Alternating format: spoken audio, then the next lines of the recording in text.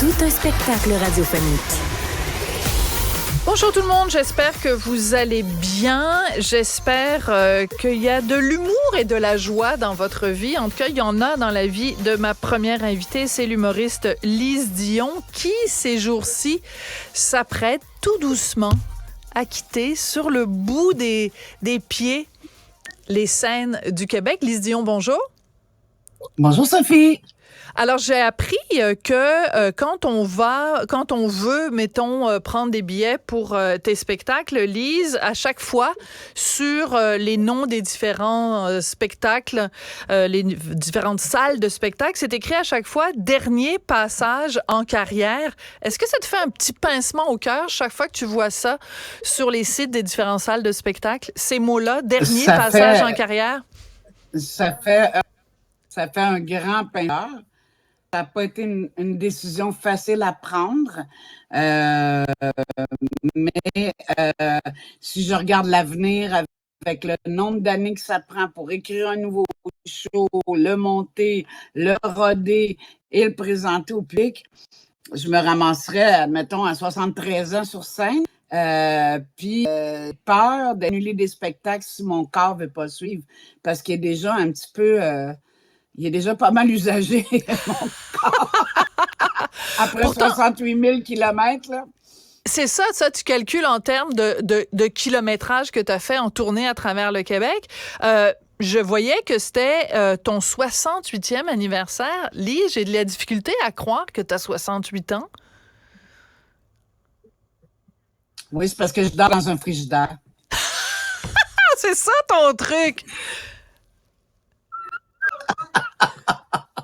Ouais, c'est ça. Non, mais je me tiens en forme parce que j'ai pas le choix spectacle, il faut que je sois en forme. Fait que, mais il y a des parties de mon corps qui sont plus attaquées que d'autres, comme le dos et les genoux. Mais je sais que même jusqu'à la fin, si un genou marche plus pendant le spectacle, je peux continuer à le faire assise. Je l'ai déjà fait. Oui, mais il y a après ça, oui, je sais, pour l'avenir, oui. J'ai peur d'être hypothéquée, pas qu'à part le spectacle.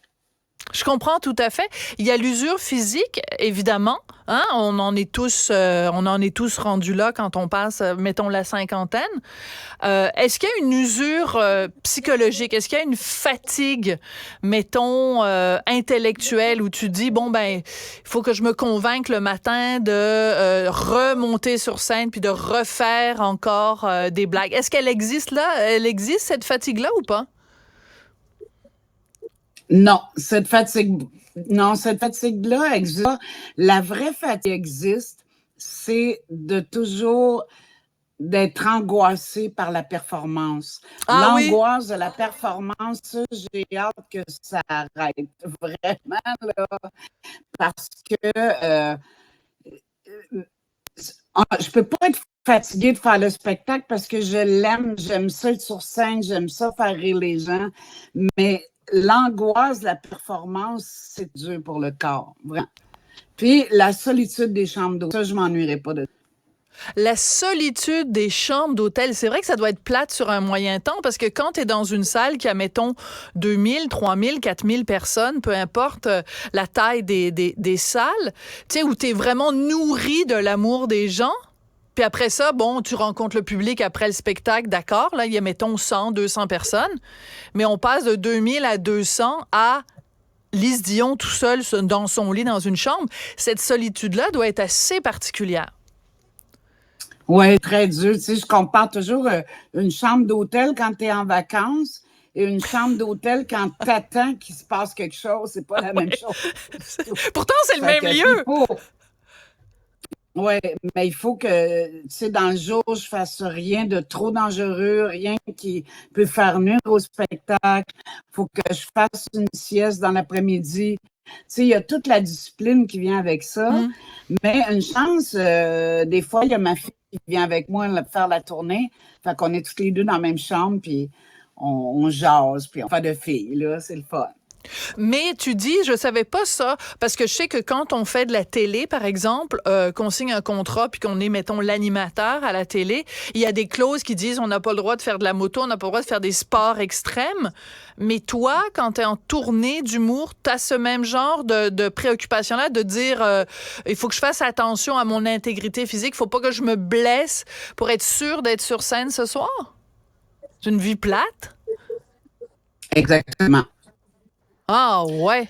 Ben, c'est une vie de discipline, c'est ça. Mais chaque artiste, je pense que c'est pas mal la même chose. Se prendre un verre de vin avec, moi, je le fais jamais. Toutes sortes de détails que moi.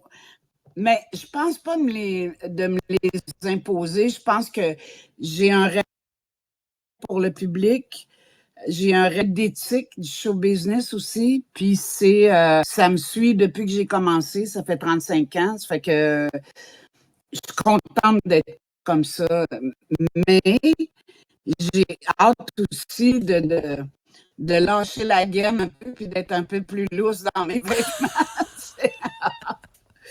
C'est ça, t'as hâte de pouvoir un peu lâcher ton fou. Tu le fais sur scène, bien entendu, mais de le lâcher puis de pas avoir justement, de pas être astreinte à cette discipline-là. On vient de te remettre ta 4e plaque pour célébrer 300 000 billets vendus. 4 fois 300 000, ben ça fait 1 200 000 billets. C'est tellement impressionnant. Est-ce que ce chiffre-là te donne un petit peu le vertige? Non, est-ce que ce chiffre-là m'épate comme une coupe Stanley, comme je peux pas croire que le public m'a suivi 35 ans, puis je les remercie à chaque show en leur disant que 35 ans, c'est à cause du public, parce qu'ils m'ont suivi depuis le début, tu sais. Là, on est rendu à plus de 1 200 000, mais c'est pas 1 200 ou 500 000 nouveaux spectateurs. Tu sais, il y a des gens là-dedans qui m'ont suivi depuis le début. Absolument. Là, depuis le Dunkin' Donut, depuis... il y a une fidélité incroyable. Je t'en parle, mais j'ai encore le frisson parce que ça n'a pas de bon sens, cet amour-là. C'est un amour où il n'y a même pas de il n'y a pas de barrage d'artistes publics. Il n'y a pas de barre d'artistes de vedette. Vraiment, j'ai l'impression de faire partie de la famille. Absolument, mais tu mentionnes le Dunkin' Donuts. Qu'est-ce que tu dirais aujourd'hui à la fille qui travaillait justement au Dunkin' Donuts il y a 35 ans,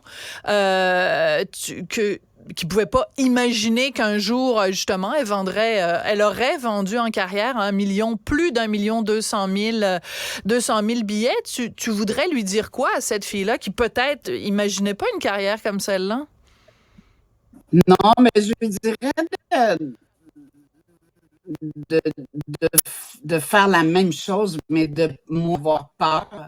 Oui, mais en de moins même avoir peur. Quand je pense au contrat que j'ai accepté dans des bars ou des affaires, je me normal qu'au début, tu aies peur, mais à un moment donné, quand le premier spectacle, admettons, je lui continue de foncer, tu vas voir que le public va aimer ce que tu fais, tu sais.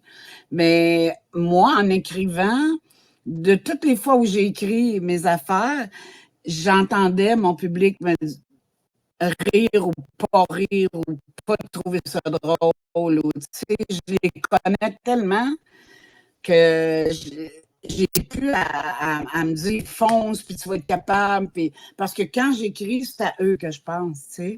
Je comprends. Je sais pas, je la laisserai pas tout ça parce qu'il y a une certaine fait que j'ai jamais pensé que ça arriverait. Jamais. Jamais. Mais Lise, tu viens de dire, tu viens de dire que toi, quand tu écris, tu entends le public qui rit ou qui ne rit pas. Nous, on a vraiment beaucoup de problèmes à t'entendre et c'est un petit peu problématique. Puis j'aimerais ça vraiment qu'on se reparle à un moment donné où on n'aura pas de bug technique, comme on dit. Donc, je vais te dire bravo pour tous les billets vendus, bravo pour les 35 ans de carrière. Puis on se reparlera très bientôt. Puis on va essayer de régler les petits problèmes techniques qu'on a pu avoir aujourd'hui, parce que c'est trop important ce que tu as à nous dire. Donc, je te remercie beaucoup de ta générosité. Merci beaucoup, Lise. Merci, Sophie. À très bientôt, Lise Dion. OK.